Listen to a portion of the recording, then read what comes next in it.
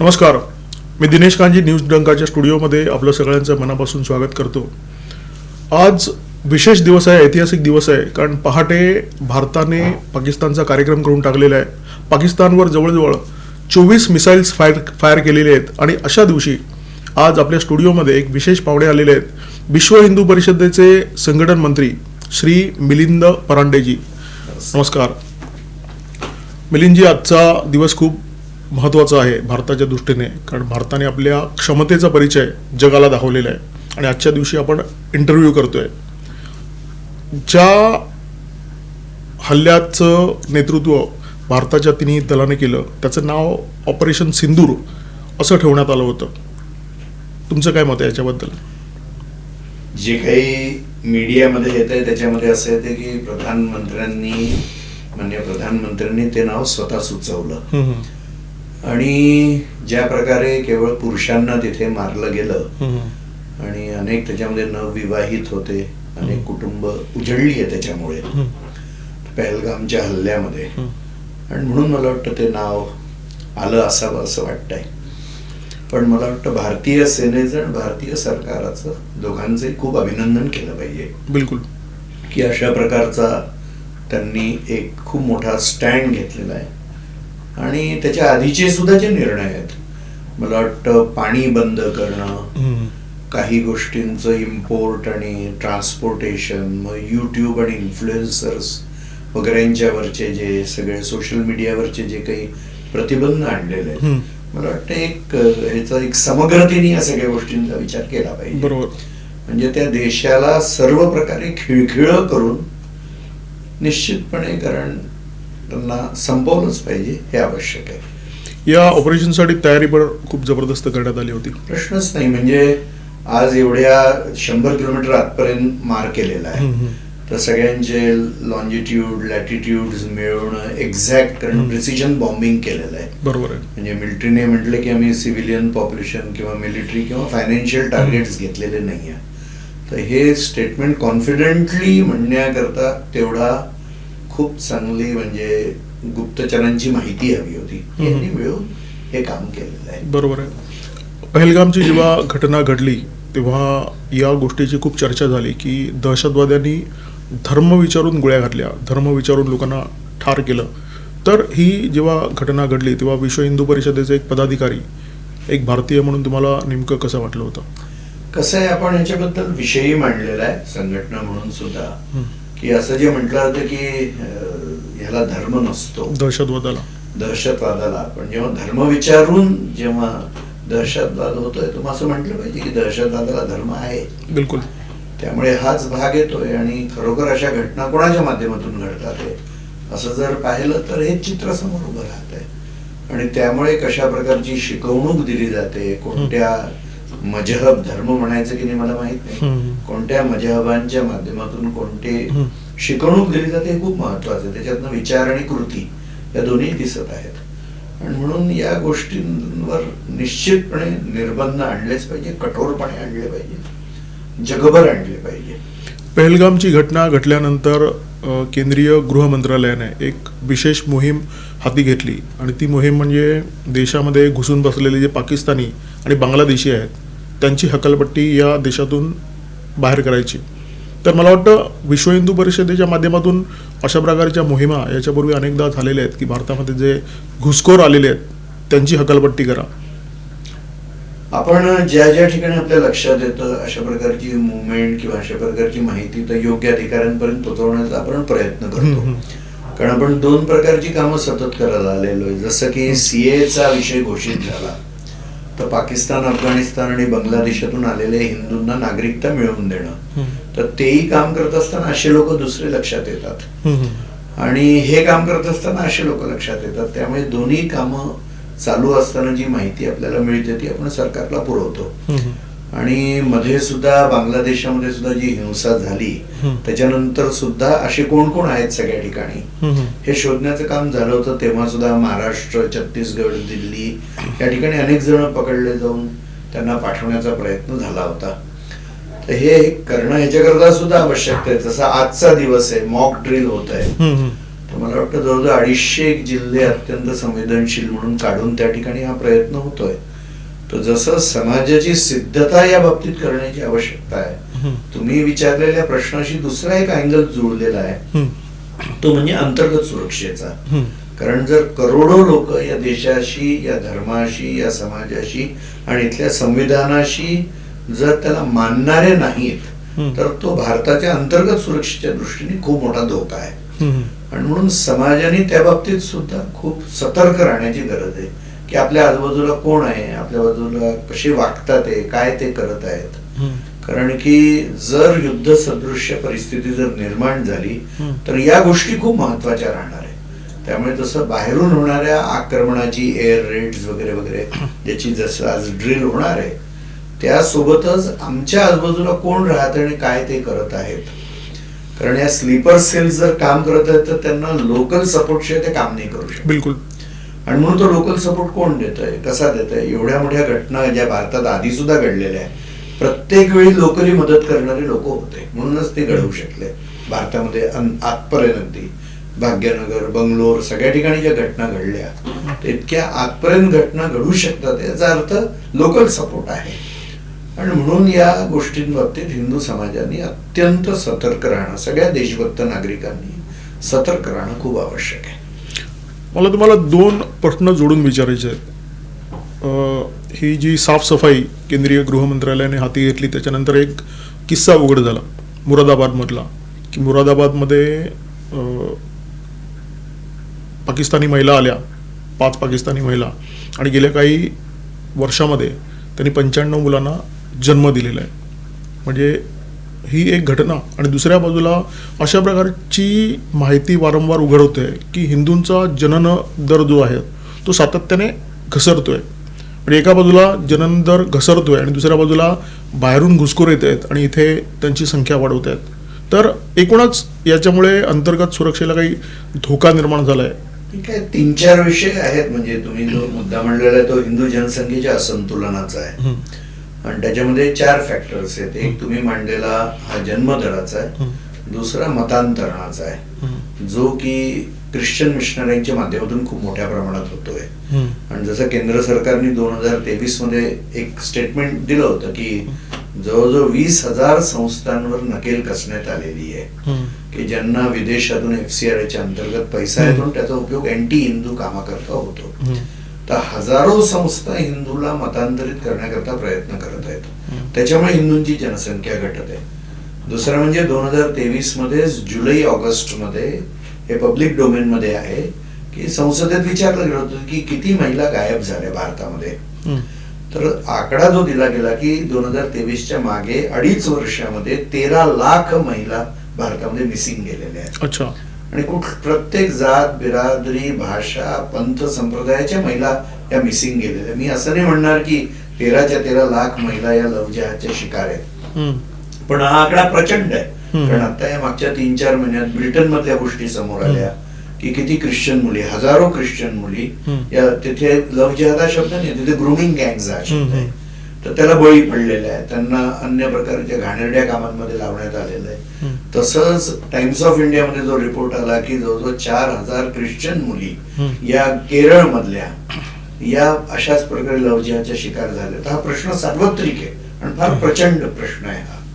आणि म्हणून हे खूप मोठं कारण आहे की महिलांच्या माध्यमातून आपलं जन्मदर वाढवणं हे मुसलमानांच्या एका वर्गाची दृष्टी आहे. त्यामुळे तुम्ही जे पाकिस्तानचं उदाहरण दिलं ते आणि इथे राहणारा सुद्धा मुसलमान समाज या दोघांचाही बर्थ रेट खूप हाय आहे. म्हणजे जवळजवळ ज्या आकडे आलेले की 2.3 त्यांचा जन्मदर आहे. आणि जर भारताचा जन्मदर पाहिला संपूर्ण भारताचा तो 1.92 आहे 2023 जे आकडे आहे. तर जर ह्यांचा 2.3 आणि भारताचा 1.92 तो हिंदूचा तर त्याच्याहूनही कमी आहे ऍव्हरेज ते येण्याकरता. आणि म्हणून आज घुसपेट असं जे कारण आहे की करोडो लोक देशात घुसलेले जे आपल्याकरता धोक्याचं आहे, लव्ह जिहाद होत आहे, मतांतरण होत आहे आणि त्याच्यासोबत आता हा चौथा लव्ह जिहादचा विषय. आणि म्हणून प्रत्येक हिंदू घरामध्ये किमान 2 तरी मुलं असलीच पाहिजे हा आग्रह केला पाहिजे. त्याच्यामध्ये एक आकडा येतो 2.1 त्याला रिप्लेसमेंट रेट म्हणतात. अच्छा. म्हणजे रिप्लेसमेंट रेट म्हणजे आई वडील जर वारले तर 2 आकडा लोकसंख्येमध्ये कमी झाला, घरात 2 मुलं असतील तर पुन्हा तो आकडा पुरेसा पूर्ववत झाला, म्हणून त्याला रिप्लेसमेंट म्हटलं जातं. तो आकडा जगभर कोणत्याही समुदायाकरता कोणत्याही देशाकरता एकच आहे, 2.1. आणि ज्या वेळेस जन्मदर याच्यापेक्षा कमी होतो त्या समुदायाच्या अस्तित्वावर प्रश्नचिन्ह निर्माण होतं. चीनमध्येही तेच घडतंय, जपानमध्येही तेच घडतंय, युरोपच्या अनेक ख्रिश्चन देशांमध्ये हेच घडतंय. आणि म्हणून हिंदू समाजाच्या अस्तित्वाकरता जसे या 3 प्रश्न, घुसपेट, मतांतरण, लव जिहाद, याच्यावर नकेल कसली पाहिजे, तसंच हिंदूंनी आपला जन्मदर सुद्धा वाढवला पाहिजे. आणि आज वेगवेगळ्या जे भोगवादाचा परिणाम आहे की करिअर करता आम्हाला 2 मुलं नको वगैरे वगैरे असे जे अनेक विषय येतात. मुळात अलीकडे लग्न न करण्याचा सुद्धा एक ट्रेंड खूप वाढतोय आणि उशिरा लग्न करणं ज्याच्यामुळे कॉन्सेप्शन कठीण होतं, हे सुद्धा विषय येतात. म्हणजे क्षमताच ती कमी होऊन जाते महिलांची मुलांना जन्म देण्याची उशिरा लग्न केल्यामुळे. असे अनेक विषय आहेत. त्यामुळे हिंदू समाजाने जसं या 3 समस्यांचं उत्तर द्यायचंय तसं स्वतः करू शकतो जे विषय, म्हणजे घरात किमान 2 मुलं तरी असलीच पाहिजे हा आग्रह. म्हणजे जर 18 वर्षाच्या कमी मुलींनी लग्न करणं आणि 21 वर्षाच्या कमी वयाच्या मुलांनी लग्न करणं हा जर लीगल अपराध आहे, तर उशिरा विवाह करणं हा सामाजिक अपराध आहे. बिलकुल. आणि 2 पेक्षा सुद्धा कमी मुलं जन्माला देणं हा सुद्धा सामाजिक अपराध आहे. आपण केवळ स्वतःकरता नाही जगत आहे, या देशाकरता, समाजाकरता, धर्माकरता सुद्धा जगलं पाहिजे. बरोबर आहे. हा जो पहलगाममध्ये दहशतवादी हल्ला झाला त्याच्या आधी देशामध्ये एक विषयाची खूप चर्चा होती, तो म्हणजे वक्फ. आणि जेव्हा सरकारने हा कायदा संसदेमध्ये मंजूर केला तेव्हा अशा प्रकारचे आक्षेप घेण्यात आले की आमच्या मालमत्तेवर सरकार नियंत्रण निर्माण करू इच्छित आहे. पण जर हिंदूंचा जर विचार केला तर हिंदूंच्या मंदिरावर ऑलरेडी सरकारचं नियंत्रण आहे, तर त्याच्याबद्दल विश्व हिंदू परिषद आवाज का नाही उठवत आहे? कसं आहे, ब्रिटिशांच्या काळापासून ही पक्षपातपूर्ण व्यवहार आपल्या हिंदू समाजाच्या विरोधात चालू आहे. आणि दुर्भाग्याने भारत स्वतंत्र झाल्यावर इथल्या सरकारांनी तो विषय चालूच ठेवलेला आहे. आज भारताच्या दक्षिण भागातल्या 5 राज्यांमध्ये ही समस्या अत्यंत भयानक आहे. म्हणजे एकट्या आंध्र प्रदेशचं उदाहरण घेतलं तर 34,000 मंदिरही सरकारी नियंत्रणामध्ये आहेत. आणि देशामध्ये कुठलीही मस्जिदी किंवा कुठलीही चर्च सरकारच्या नियंत्रणात नाहीये. आणि हिंदू समाज स्वतःच्या मंदिरांना सांभाळण्याकरता पूर्णतः सक्षम आहे, पण हा एक पक्षपातपूर्ण व्यवहार केला जातोय. आणि म्हणून आता विश्व हिंदू परिषद, आचार्य सभा, अधिवक्ता परिषद, अनेक हायकोर्टाचे रिटायर्ड चीफ जस्टिसेस, अनेक सुप्रीम कोर्टाचे वकील मोठमोठे असे मिळून एक थिंक टँक बनलेला आहे.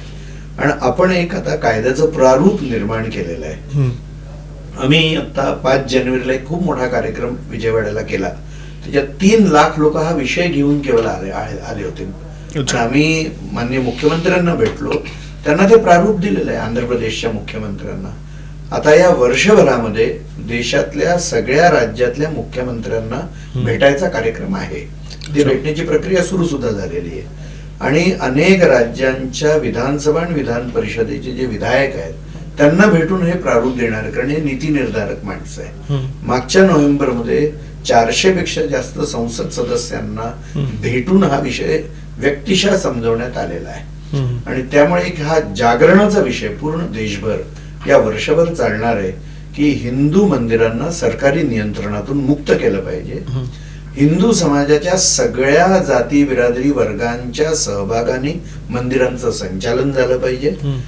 हिंदू मंदिरात येणाऱ्या पैशाचा उपयोग धर्माच्या प्रचाराकरता आणि सामाजिक सेवेकरता सुद्धा केला पाहिजे. असे विषय घेऊन हे कायद्याचं प्रारूप बनवलेलं आहे. आणि त्यामुळे हा विषय एक जागरणाच्या स्तरावर आता आहे.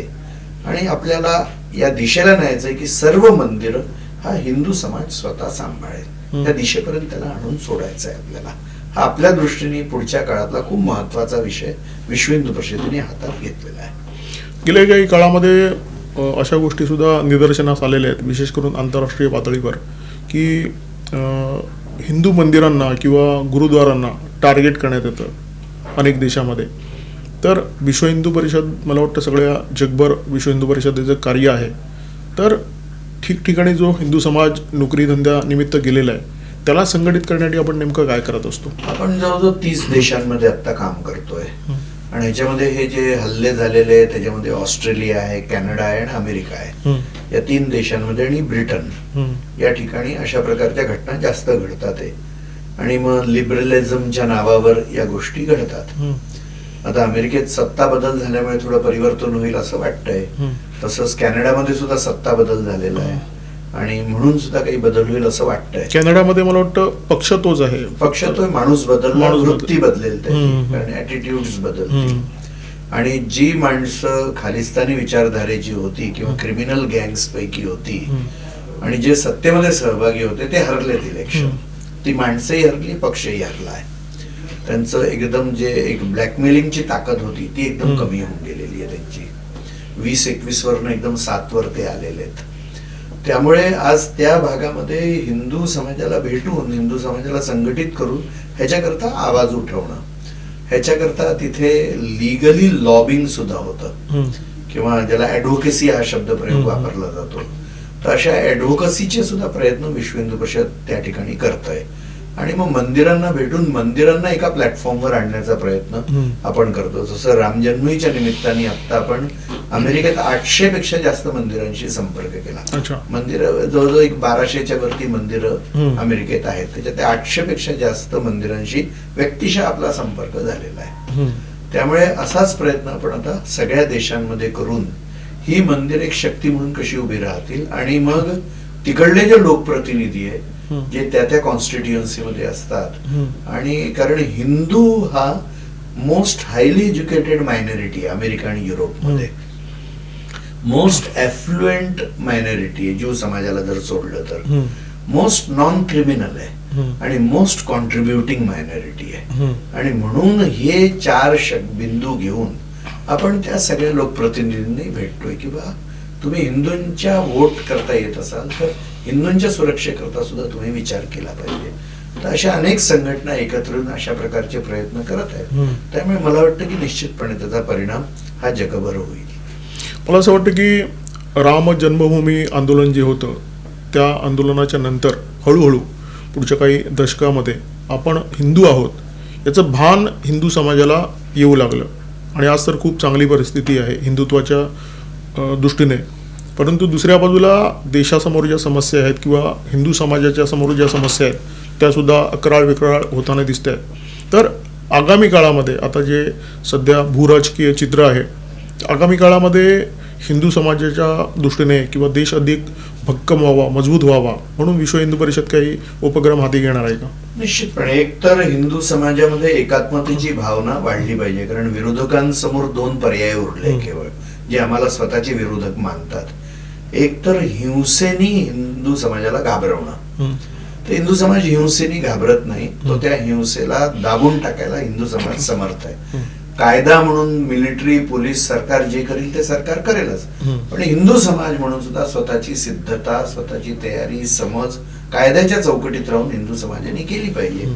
म्हणून हिंदू समाजाला संघटित करून उभं करणं, एकात्म भावनेने उभं करणं. कारण की दुसरा प्रयत्न जो आहे विरोधकांचा तो हे की हिंदूला हे समजवण्याचा ते प्रयत्न करतात की तुम्ही हिंदू नाही.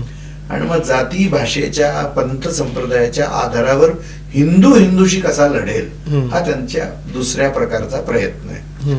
म्हणून हिंदू अस्मितेचं जागरण आणि हिंदूला एकात्म रीतीने उभं करणं हे आपल्या कामाचा पहिला प्रश्न आहे. दुसरी गोष्ट की हिंदू समाजाच्या सामाजिक कुरीती आहेत त्या दूर करून, जसं जातीभेदाचे काही ठिकाणी विषय अजूनही आहेत, त्याच्यानंतर ज्याला हुंडा म्हणतो त्याचे विषय आहेत, कन्या भ्रूण हत्या आहे वगैरे वगैरे. आणि आता नशेचं प्रमाण खूप वाढत आहे. ड्रग्ज आणि दारू युवकांमध्ये खूप मोठ्या प्रमाणात आहे.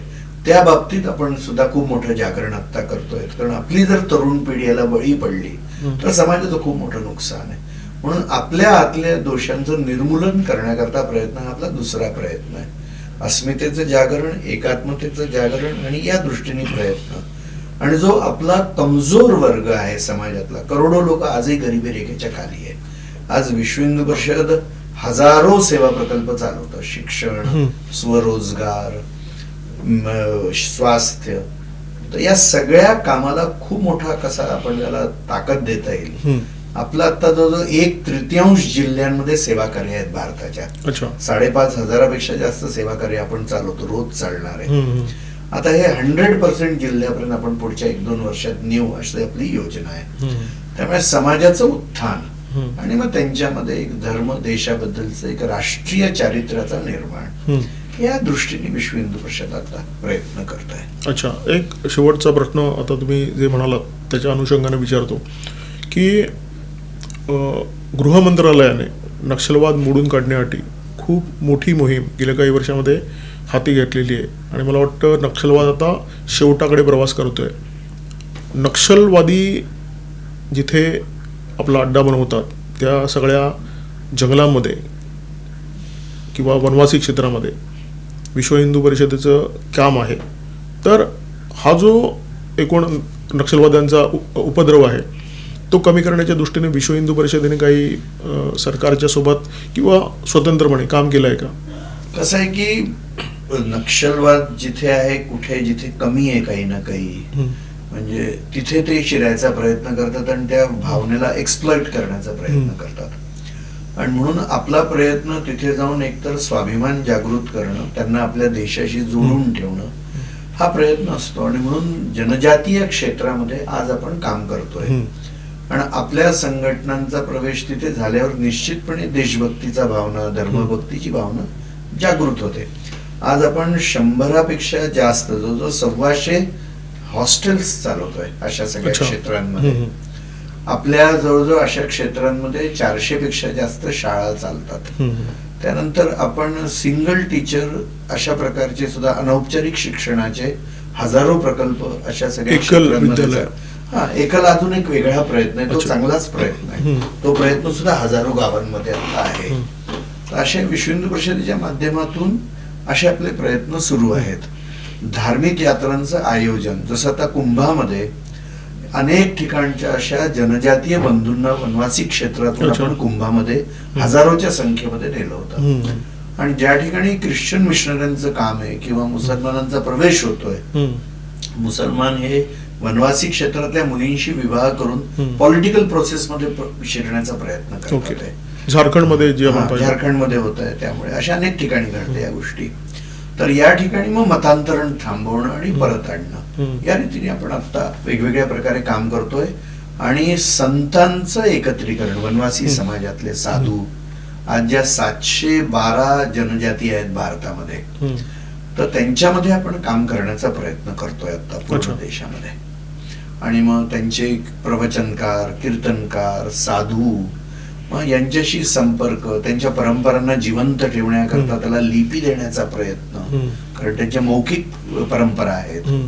आणि त्यासोबतच त्या ठिकाणी सेवा कार्य आणि धर्माच्या जागृतीचं काम, अशा रीतीने विश्व हिंदू परिषद आता काम करत आहे.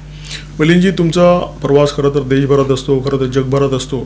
तुम्हाला विचारण्यासारखे बरेच प्रश्न आहेत, परंतु तुम्हाला वेळेची मर्यादा आहे हे लक्षात घेऊन मी आटोपता घेतो. तुम्ही स्टुडिओमध्ये आलात आणि खूप छान माहिती दिली, त्याबद्दल मनापासून धन्यवाद. नमस्कार. आणि आपल्या या जो काही आपला प्लॅटफॉर्म आहे, हा पोस्ट न्यूज आहे, त्याला माझ्या शुभकामना. कारण आपण जागरणाचं काम करतोय, ते अधिक चांगलं व्हावं, या माझ्या शुभकामना.